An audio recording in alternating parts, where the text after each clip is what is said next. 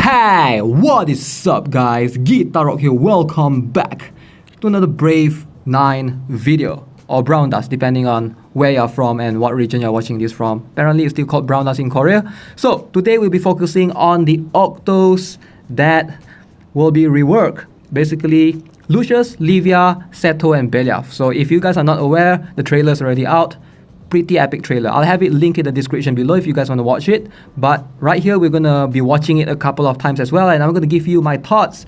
This is going to be like a trailer analysis. All right. What you hear from me right here is not official. All right. This is just based on me speculating, based on what I can see and observe. So if you guys want to join as well, feel free to give your thoughts in the comments below after you watch the video, of course. And then, yep, let me know what you guys think. There might be something that I might have missed, which is, you know, what usually happens with this video, but here are my thoughts on it. It's going to be a play pause kind of thing, so we're gonna try to give you my thoughts of what I can see and how strong do I think they are currently. All right, so let's go.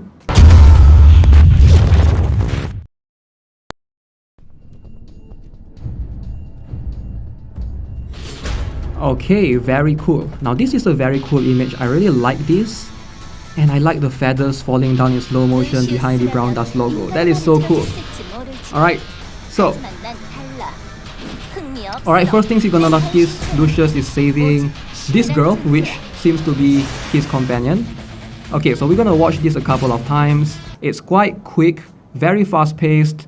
Let's see what we can observe right here. Alright, so a couple of things that you can see when Lucious is hitting the enemy. It's not extremely obvious, alright? It's not super obvious, but if you look closely, there's actually one more tile behind the enemy that Lucious hits. That's Wilhelmina, right? So apparently Lucious now have two tiles of range, right? So that is very cool. That is something that is very much appreciated. Now it makes sense to actually get Lucious' skill up, because all the while, like it doesn't even make sense to plus 10 or plus 15 him, but because Lucious is already a very strong unit at +0. But with this extra tile, players are going to hesitate more in not trying to skill him up or skill her out, depending on how you look at it. Okay, so what else can we notice right here? I'm going to try to do a very slow motion. What else can we notice in this particular video? Alright, so when Lucious hits add-in, okay, so I want you guys to notice this, but there is some damage going into the add-in. Okay, so it's not much, granted, it's really not much at all, but I'm not sure if this add-in is plus 15 with like 100% defense, but usually add-in will have 100% defense. And usually, based on my experience in observing all these Brown Dust trailer, usually they will try to put the max level units with the optimal build. Like in case of add-in, I'm guessing this add-in should be having 2 shield runes. But still, there are some damage going to the add-in, which is extremely cool. So does this mean that Lucious might have something like something that can go through 100% defense? If that's the case, he's going to be worth investing. Alright, he's going to be not just a tank anymore, but hybrid tank and damage dealer. Will be able to deal with a lot of units. Alright, so of course, you can see Christina hitting Lucious, and then Lucious receives damage and resurrects with Death Guard, and then add-in jumping in and slice that Lucious. Alright, you can see Lucious HP goes down, but that's kind of an awkward thing, because usually, clearly after Christina hits Lucious right there, right? Clearly, the Death Guard is activated. So usually when Death Guard activated, the HP will not go down to 0 again when the enemy attack you until the entire Death Guard is finished. It will not go down to 0 usually, but this is a very interesting approach right here. I'm not sure what the skill does, but after Lucious receives Death Guard, he dies, he resurrects, his HP go down to 0 again, and it goes back up. Very slowly right there, we can see it goes back up. So that's my approach right there. I'm not entirely sure. So one thing, we know that Lucious is getting 2 tile, that's for sure, in his attacking range, but whether or not he will have curse built into his attack, or maybe he will have some sort of attacking skill that can go through 100% defense, that's going to be so cool. Okay, so next up, let's observe Livia. So this is going to be interesting. Hers is actually very unique in my opinion. So I'm going to tell you guys why, but first let's have a look at this attack. So she just go in and slam, kablam. Alright, so obviously Lucious survived, and she received a little bit of damage from enemy Lucious right there. Okay, now this is very confusing if you look at it at first, but if you look closely, alright, I'm going to try to play it as slow as I can. Slowest motion possible. Ew, pause! Okay, right here. Okay, I want you guys to notice these units on the right. Alright, there's a Lucious in the middle, there's an Angelica bottom, there's a Lyudmila on top, also there's a Christina behind that Lyudmila. Alright, you guys notice that Lyudmila has curse. So I'm not sure if she was attacked already before that, but I have a feeling maybe Livia's skills now applies curse to the enemy before she hits them. Alright, so this is going to be a lot of speculation, alright, in my opinion. But here's the thing, Livia is a legendary, alright, and we all know that most units have curse that affects only their stats, alright. This is how most curse works. You can check every single curse skill out there. Usually they will say, okay, reduce all stats by 80% except for the HP. But I'm just guessing, alright? Calm down, just guessing. That Livia will have a different sort of curse. Alright, so Livia might have a curse that actually reduces enemies' HP by certain percentage. Here's why. Because Livia, her damage is based off HP. Alright, her damage has always been fixed damage. And if enemy have high HP, sometimes she fails to one-shot them if they are not the main target, if they are the side target. I'm sure some of us have experienced this before. If you have fought Livia and the main target is Angelica or something, the Angelica is going to die. But if there's side target, like for example Velfen, right?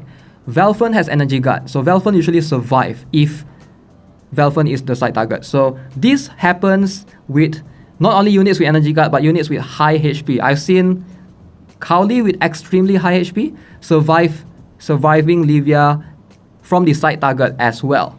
So with all the inclusion of very high HP tanks, like we have Velter, we have like Floria giving insane amounts of HP. So it might be possible, I'm not saying that I'm right, it might be possible for me to speculate that Livia will have a different sort of stats weakening where she actually reduces the enemy's HP if they are not immune to stats weakening before her attack hits. So again, this is just my theory. If, like all the while, if you look at all this stats weakening type of skill, right? Every single time you look at it, they will say all stats will be reduced except for HP. All stats will be reduced except for HP. Now, if they were to ever do a different type of stats weakening where HP will be included, I would say Livia deserves it because she's a legendary, right? So again, just my speculation. It could be to counter those units that have extremely high HP. Now, if you look, Lyudmila did get the curse. Boom. Now, the reason why Christina didn't get the curse is because Christina is not in the range. That's my theory right there. We have Rafitia at the back. We have Angelica. Unfortunately, Rafitia and Angelica, they are both immune to debuff, so they cannot receive any sort of stats weakening. So you can only see it on Lyudmila right there. But Lucious, you can't really see as well. Maybe Lucious has something at plus 15, or maybe only the side targets will get the curse or something. I don't know. But this is what, based on what I can see, the range seems the same. I mean, I'm not surprised if they add one more tile range to the top and bottom to make the cross even bigger, but that wouldn't make much sense. I think that would be too broken, definitely. So I think the range will remain the same at plus 10. So plus 11 to 15, she's gonna get tankier and she will have this stats weakening, looks like. Okay, so next up we have Seto. So now Seto is kind of interesting, and his one is the most obvious. Alright, if you guys observe carefully, Seto has the ability to take hits. So still the same, unfortunately, if you look at his attack tile or her attack tile. In this case, Seto is the one attacking. So hitting the Angelica. Okay, Angelica dies. Seto has known for the fixed damage, but here's the thing, only one tile, unfortunately. There's one more unit behind the Angelica, which is an Alec, if you guys can observe closely. So Adin in front right here. Adin is jumping in. Ew, boom, Adin died. Okay, so this is very interesting. So Adin is a unit that his attack will go through 100% defense. So I don't think Seto has 100% defense. I think he has something very different right here. So not entirely sure what it is just yet. It could be something similar to... It could be something that he obtained after he kills someone. Alright, so as opposed to when Seto kills someone, he gets healing in terms of HP. He also gets like some sort of barrier. Alright, so that's going to be interesting to see. Because... Alright, I do notice a barrier surrounding Seto, but was it always there? Was it always there? Let's try and observe that again. Okay, it was already there when they showed this. So if you guys notice, there's like this circular barrier thing surrounding Seto. That could be it. I'm not sure if that's registered before battle. Maybe he or she can take a couple of hits. It could be a thing. But if you notice closely, look at Edin's damage. So Edin still deals a bit of damage. Yes, Edin dies from the counter, 7,671, but if you look, there's a bit of small chunks of 513 HPs that Seto is receiving. So I'm guessing that this barrier might work in a very unique way that, you know, it takes a chunk of Seto's health, maybe like 10% or 20%, but it didn't one-shot Seto directly. So Seto will always be able to take hits from any units. So if that's the case, it's gonna be freaking cool, man. It's gonna be freaking cool. Considering that you can obtain Seto for free, that is very cool. Alright, so let me know what you guys think. I'm curious, especially when now we have a unit. So if you don't have Edin or anything, everyone is gonna get a free Seto. So we should all be happy that now we all have a good, strong warrior. Like, that's gonna be beneficial to every single player out there. Okay, so next up we have Beliaf. Alright, cool. Let's have a look. What is she all about? Plenty of skeletons, skeleton army. Okay, so what we can notice right here, different. Okay, so some of you might argue that this is not a max level Beliaf. It should be. Usually in the trailer they try to put. So if you guys are hoping for increased tiles, right here we can observe that unfortunately that will not be a thing. Alright, it's still a 3x3 tile. But what are we getting? Hopefully she will be able to give a lot of improved buffs. Let's see. Tile range is still the same. Angelica going in, hitting Maria, it seems like. And she turned into skeletons. And okay, so I'm not sure what happened right there. If you see closely, Angelica hits Maria and dies. But there's a 36 turn death guard. Alright, so that means that the skeleton should last for 36 turns, which is cool. That's longer than what we have, which is 24 if I'm not mistaken. 36 is definitely very cool. But here's the thing, right? There's nothing much that we can observe except for that particular thing. Everything else seems the same for Beliaf. Now, this might upset some players, but personally, I'm not really upset because Beliaf is already in a decent spot. Maybe she will provide much better buffs. So, if any of you who are new who are watching this right now, and if you guys are still thinking, is Beliaf gonna be able to beat Rafitia in terms of supporting power, I would say no. Most likely Rafitia is gonna remain as the top contender.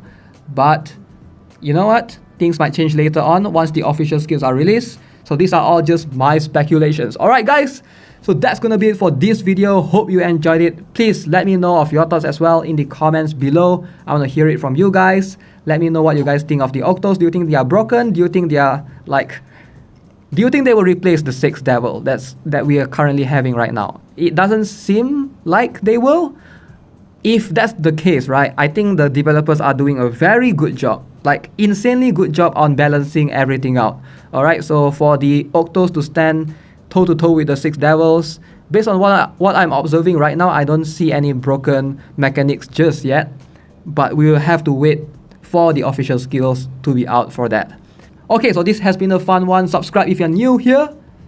Give this video a like if you enjoyed it. And I'll see you guys in the next one. Have a nice day. Goodbye.